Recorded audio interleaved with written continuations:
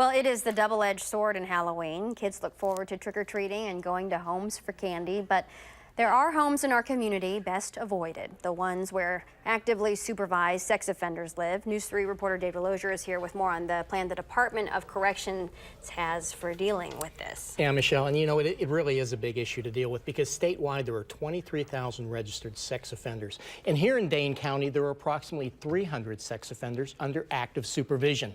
The challenge for the Department of Corrections on Halloween is to keep the kids away from those offenders.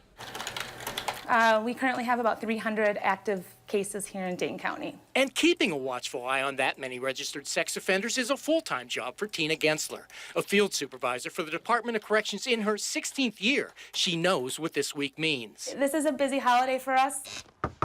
It is called the Knock and Talk program. You know the rules, right? No handing out candy or anything? Right.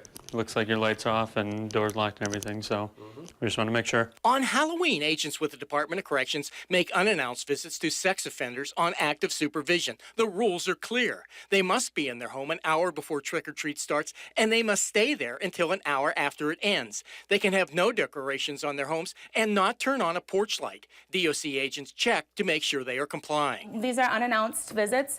They only know that we are going to be out on Halloween.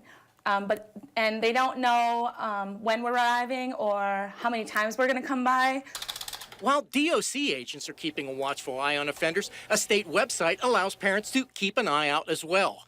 The registered sex offender website lets you know where the offenders live. So it has them all mapped out. Tina Gensler says that even with her agents keeping an eye on offenders and the website providing parents with addresses to avoid, Halloween still comes down to this. You need to have a plan. Halloween is meant to be fun and the kids are supposed to enjoy it. So we encourage the parents to stay with the kids, make sure that their children have either an adult that they trust or a parent with them. Don't let them go into the house without the parent's permission. While the statewide sex offender website can give parents a snapshot of their neighborhood, officials caution against looking solely at that. They point out that there are other sex offenders in the community who may not have qualified for the listing.